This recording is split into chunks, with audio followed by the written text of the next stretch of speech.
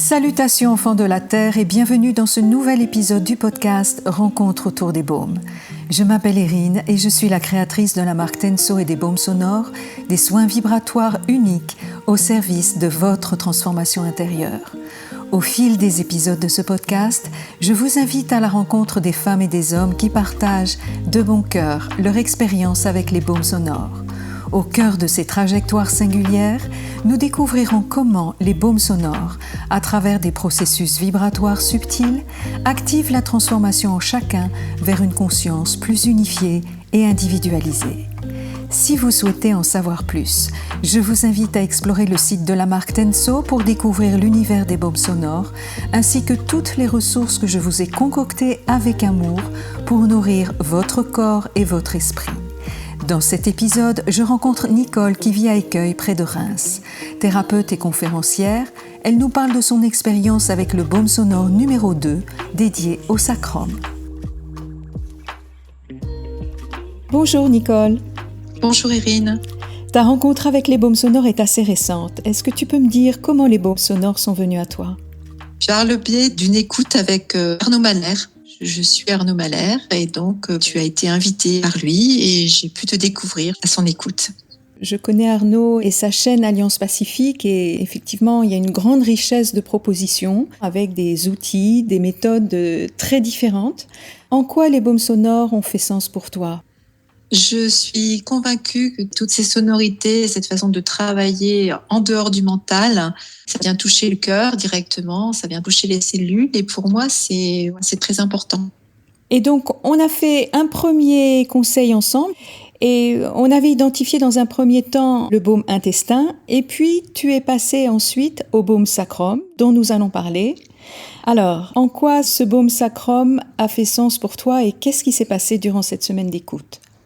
Alors le baume sacrum, il est venu parce que suite au baume intestin, il y avait ce mental qui était très présent. Et dès l'instant où j'ai commencé le baume sacrum, ça a été vraiment comme si ça se mettait en off. C'est-à-dire vraiment, il y a une paisibilité qui s'est installée à l'intérieur de moi, une plus grande lucidité du coup. Et ça m'a vraiment permis de m'installer là dans cet espace-là, cet espace du sacrum que on le ressent pas vraiment comme tel, mais c'est suggéré en fait. C'est vraiment dans la subtilité du corps. Est-ce qu'on peut revenir sur tes sensations corporelles durant l'écoute de ce baume sacrum ?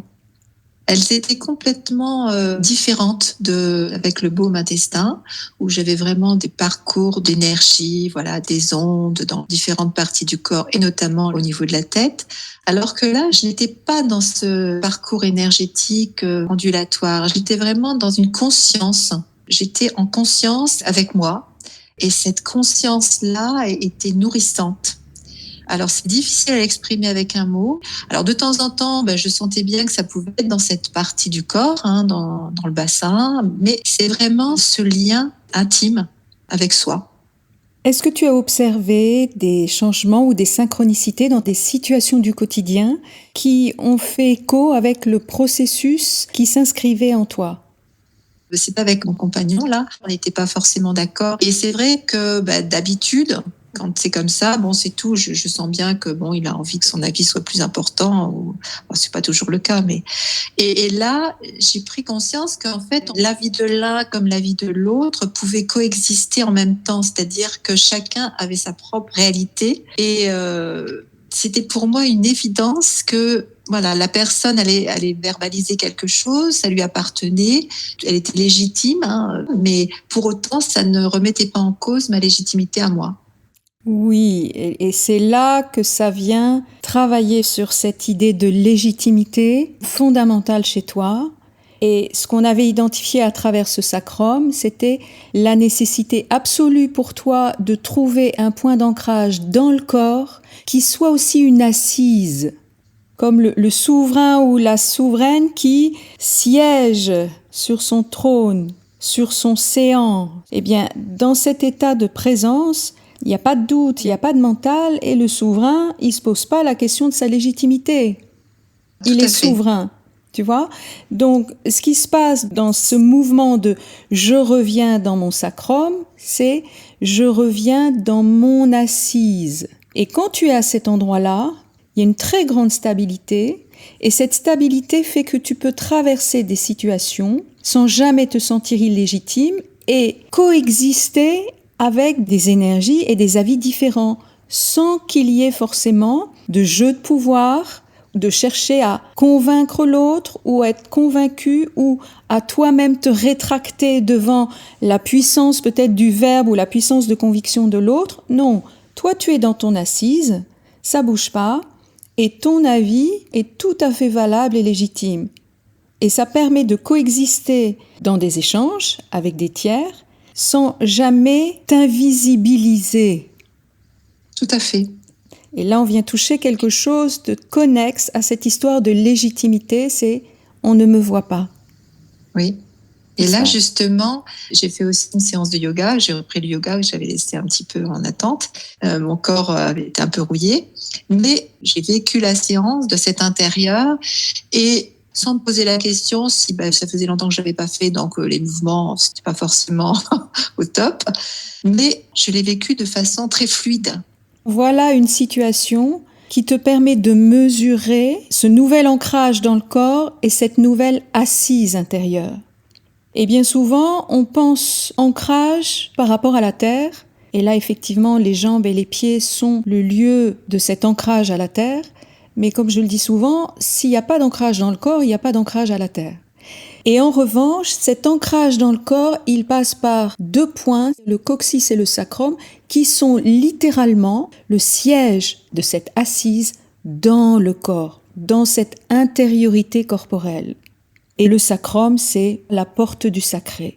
Pour faire un parallèle avec ma pratique dans des accompagnements individuels, quand je travaille sur le sacrum, qui est pour moi le lieu de l'intimité de l'être, je demande toujours l'autorisation à la personne de réouvrir la porte du sacré. Et cette porte du sacré, je présente toujours le sacrum comme étant un espace caverneux, rond, clos, comme un sanctuaire, parce que s'il s'agit de la porte du sacré, c'est bien que cette porte donne accès à quelque chose d'éminemment sacré. Et je présente toujours le sacrum comme cet espace clos, comme une grotte, tu vois, une cavité très intime, le lieu de l'intimité de l'être, avec une porte qui est extrêmement lourde, extrêmement épaisse, avec des cadenas, avec des gonds rouillés, tu vois, elle est non seulement très ancienne, mais elle est peut-être séculaire, millénaire. Et cette porte, on la verrouille chaque fois que cette dimension du sacré, de l'intimité de l'être, a été bafouée et souillée dans notre histoire. Et ça correspond à « quick, je serre les fesses » et je ferme cet accès. Et donc l'énergie remonte et je n'ai plus l'accès à cette assise, au sacrum. C'est ça aussi la partie la plus intime, c'est-à-dire ce qui est sacré, c'est ce qui ne doit à aucun moment donné être touché. Si c'est touché, c'est une violation du sacré. Et bien évidemment, on a tous des sensibilités différentes et des histoires différentes. Mais si, dans votre existence, cette dimension du sacré, de cette intimité qui peut-être à un moment donné de votre histoire a été touchée et donc souillée, cet espace se ferme. On se coupe l'accès à cet espace. Et c'est pas forcément un espace dont on s'est coupé l'accès dans cette vie-là. Je parle d'une porte qui est extrêmement ancienne, séculaire, millénaire. Donc c'est aussi un lieu de mémoire, et Dieu sait qu'on a été beaucoup de choses dans d'autres vies, avec des relations diverses au sacré, mais c'est un lieu énergétique extrêmement puissant et il y a une très très grande lumière à retrouver dans cet espace.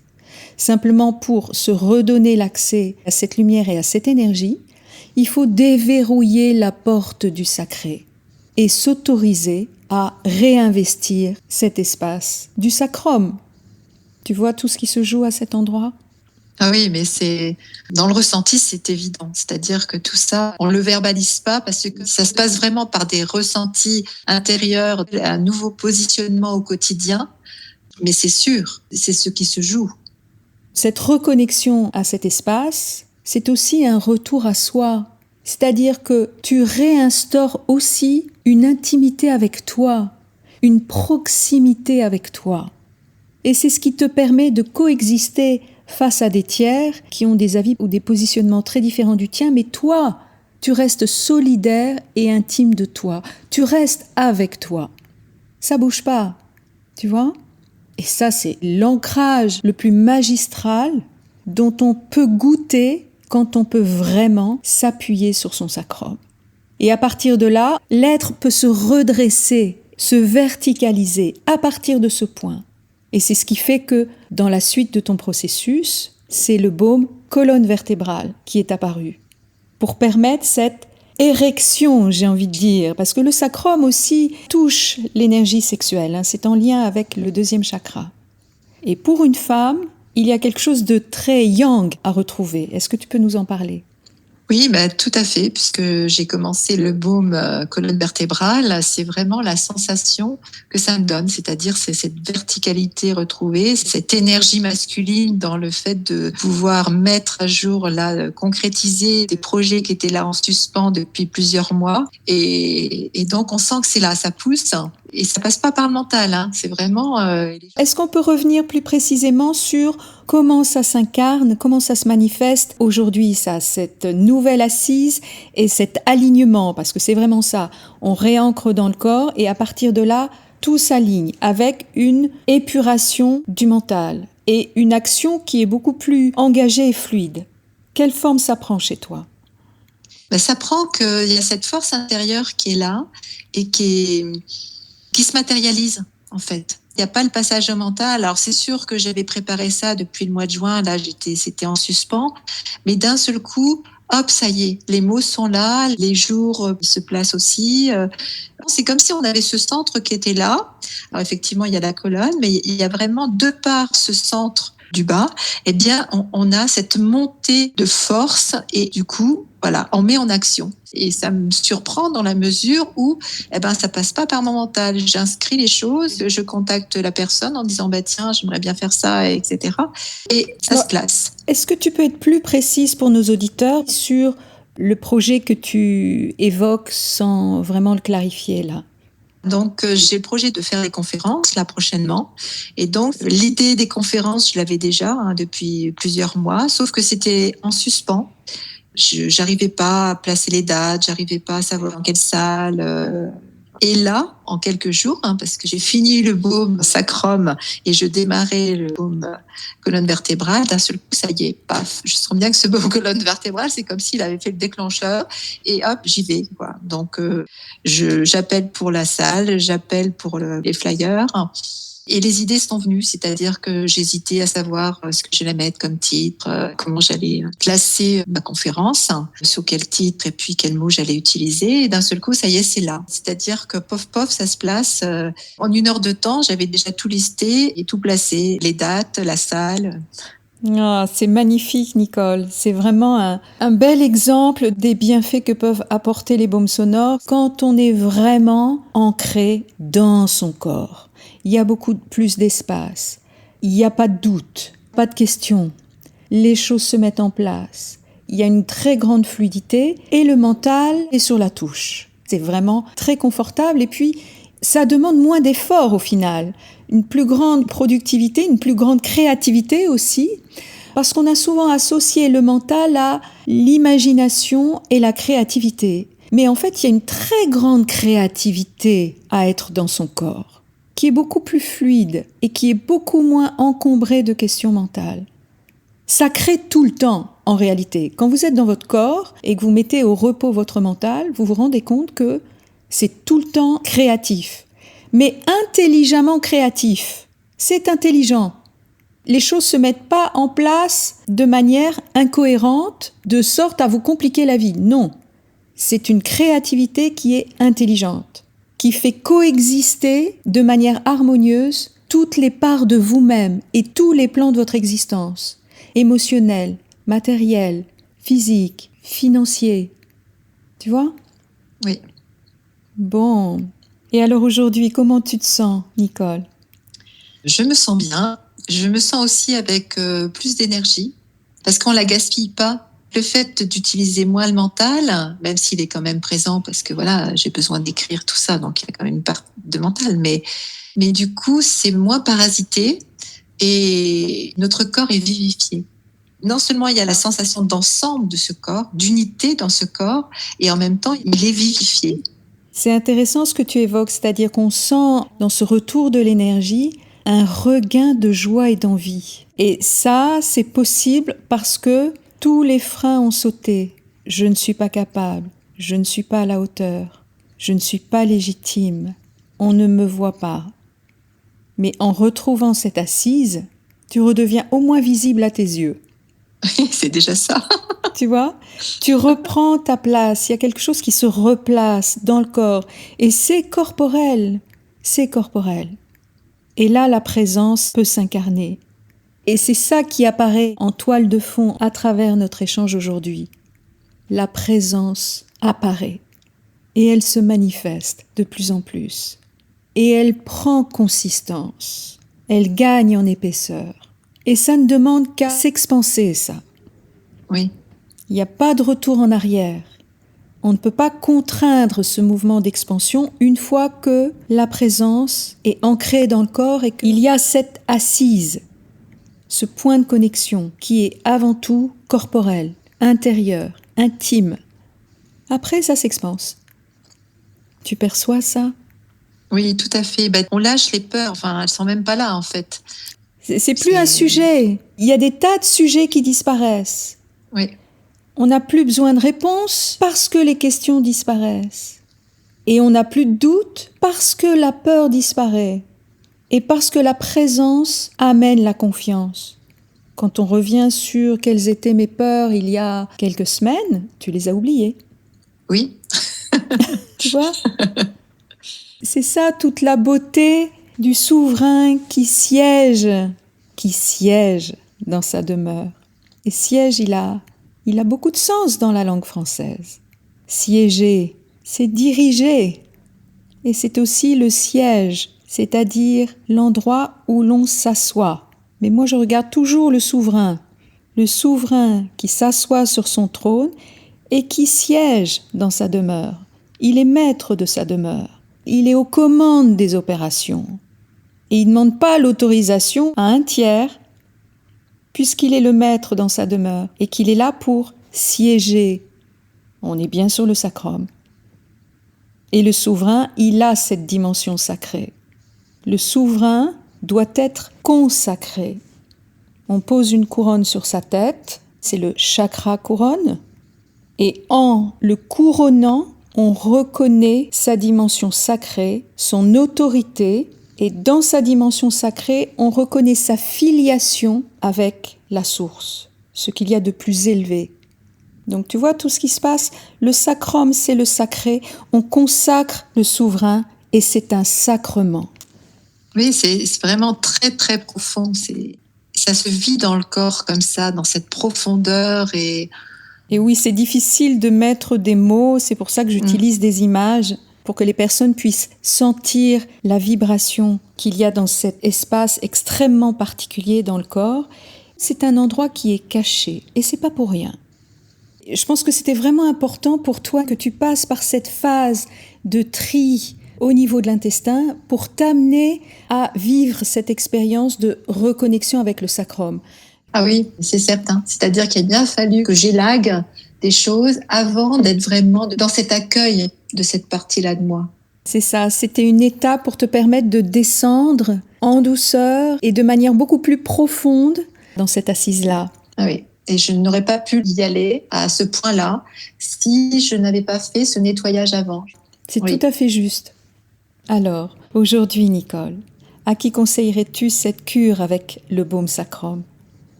Eh bien, toute personne qui a besoin de se reconnecter avec son intime, je dirais. Parce que pour moi, c'est vraiment ça. Cette reconnexion avec l'intime en soi, cet espace qui est là, que l'on méconnaît et que l'on a délaissé. Et si tu devais résumer en une phrase ou en un mot ton expérience avec ce baume, qu'est-ce que tu pourrais en dire ? Je dirais que c'est m'installer dans mon centre, dans mon assise, parce que j'ai vraiment la sensation que j'ai, c'est vraiment cette assise-là. Donc ce serait ça. Magnifique, Nicole. Merci infiniment pour ce partage. Je te dis à très bientôt et je te souhaite une belle intégration. Merci Irine, à très bientôt. Ainsi s'achève cet épisode de Rencontre autour des baumes. J'espère de tout cœur qu'il vous a inspiré. Si c'est le cas, n'hésitez pas à le commenter et à le partager pour qu'il profite au plus grand nombre. Pensez également à vous abonner pour ne manquer aucun épisode. Si vous aussi, vous avez envie d'expérimenter ces soins vibratoires et pourquoi pas de participer à ce podcast, rendez-vous sur le site de la marque Tenso pour découvrir la gamme des baumes sonores, mais aussi les offres, les articles du magazine et plein d'autres ressources pour nourrir votre corps et votre esprit. N'hésitez pas à poser vos questions ou à demander un conseil personnalisé en utilisant la page contact. Je me ferai une immense joie de vous répondre. Sur ce, enfants de la Terre, je vous donne rendez-vous pour une prochaine rencontre autour des baumes et d'ici là, portez-vous bien et soyez vibrants.